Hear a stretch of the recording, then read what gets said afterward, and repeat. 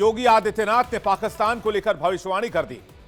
जम्मू कश्मीर विधानसभा चुनाव के तीसरे चरण का चुनावी शोर चल रहा है, लेकिन हड़कंप पाकिस्तान में मचा हुआ है।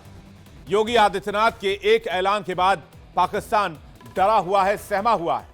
योगी के हर चुनाव में भाषण अलग होते हैं, उनकी लोगों के बीच डिमांड होती है, लेकिन जम्मू कश्मीर में उनके अंदाज को कुछ ज्यादा ही पसंद किया जा रहा है, क्योंकि वो चुनावी मंच से पाकिस्तान की पोल खोल रहे हैं, पाकिस्तान पर बरस रहे हैं। उनकी बात पाकिस्तान को चुभ रही है, पाकिस्तानियों को अच्छी नहीं लग रही है। योगी के ऐलान से पाकिस्तान के हुक्मरानों के सिर पर, माथे पर शिकन आ चुके हैं। पाकिस्तानी हुक्मरान डर के कांप रहे हैं। कठुआ में चुनावी सभा को संबोधित करते हुए यूपी के सीएम योगी आदित्यनाथ ने ऐसी बात कही जिससे पाकिस्तान जल भुन गया। योगी ने ऐसा ऐलान किया जिससे पाकिस्तान की सरकार डर गई। योगी आदित्यनाथ की बात सुनकर पाकिस्तान में त्राहिमाम मच गया, क्योंकि योगी आदित्यनाथ ने पाकिस्तान के 3 टुकड़े होने की भविष्यवाणी कर दी है। एक महंत के, एक मॉन्क के और एक हिंदूवादी फार ब्रांड नेता की इस भविष्यवाणी से पाकिस्तान खौफ में है। आज पाकिस्तान की हालत आप देख रहे होंगे, क्या हाल हो गए हैं पाकिस्तान में। भीख का कटोरा लेकर के घूम रहा है। बहनों और भाइयों, वहां की हुकूमत ने वहां के लोगों को कहां पहुंचा दिया है, यह किसी से छुपा हुआ नहीं है।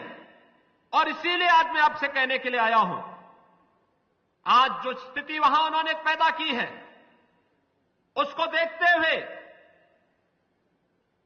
अब तो बलूचिस्तान भी कह रहा है कि पाकिस्तानी हमें विदेशी कहते हैं, तो हमें अब पाकिस्तान में नहीं रहना है।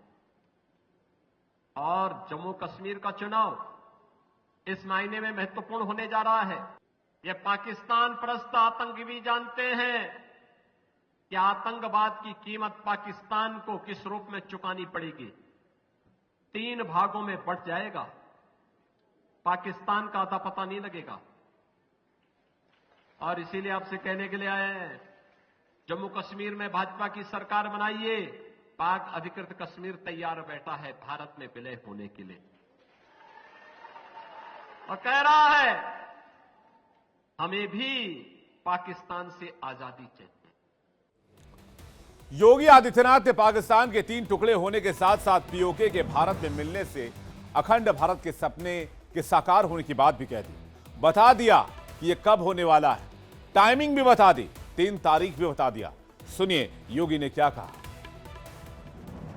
जम्मू कश्मीर के अंदर भारतीय जनता पार्टी की डबल इंजन की सरकार लाइए, सुरक्षा और विकास भी पाइए, और सरदेव अटल जी का सपना भी साकार करिए, जिन्होंने कहा था कि हमें खंडित भारत नहीं, अखंड भारत चाहिए। अखंड भारत का सपना साकार करना है। याद रखना, पाक अधिकृत कश्मीर तैयार बैठा है।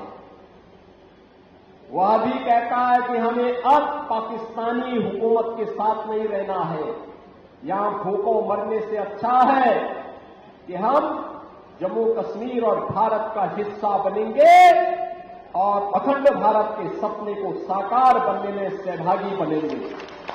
और बहनों और भाइयों, इस जम्मू कश्मीर विधानसभा का चुनाव इसी दृष्टि हमारे लिए महत्वपूर्ण है। योगी आदित्यनाथ की एक और बात जो पाकिस्तान और उसके पाले हुए आतंक के सपोलों को पसंद नहीं आ रही है, वो है भारत से होने वाली वाटर स्ट्राइक। सिंधु जल समझौते को लेकर योगी आदित्यनाथ जो बातें कही, वो सुनकर पाकिस्तान के कान से खून निकल रहा है। भीख का कटोरा लेकर टहल रहा पाकिस्तान अभी तक एक एक निवाले को तरस रहा था, लेकिन योगी आदित्यनाथ के इस बयान के बाद ऐसा लग रहा है कि अब वो प्यास से भी मरने वाला है।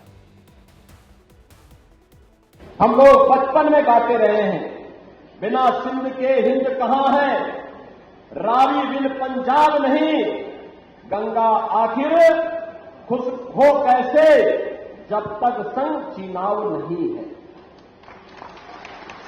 भारत सरकार ने भी घोषणा की है कि water and terrorism don't flow together, यानी भारत सरकार ने एक साथ घोषणा की है, पाकिस्तान को 2 टुक कहा है कि आतंकवाद और सिंधु नदी का जल प्रवाह साथ साथ नहीं चल सकते।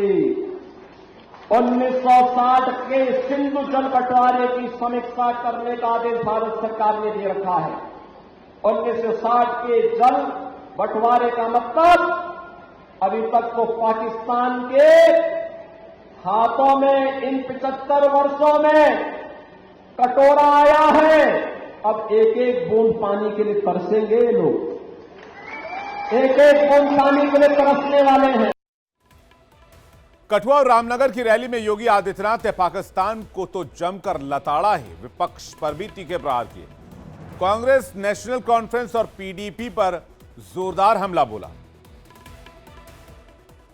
बहनों और भाइयों, कांग्रेस हो या नेशनल कॉन्फ्रेंस या पीडीपी, इन्होंने देश को विभाजन का दंश दिया, इन्होंने प्लान का दंश दिया, इन्होंने भ्रष्टाचार और दुराचार को बढ़ावा दिया, इन्होंने आतंकवाद का दंश दिया, इन्होंने भेदभाव का दंश भी आप सभी कठुआ वासियों को दिया। लेकिन बहनों और भाइयों, आज मोदी जी के नेतृत्व में पूरा जम्मू कश्मीर अब टेररिस्ट स्टेट नहीं, टूरिज्म का एक बेहतरीन डेस्टिनेशन बन चुका है।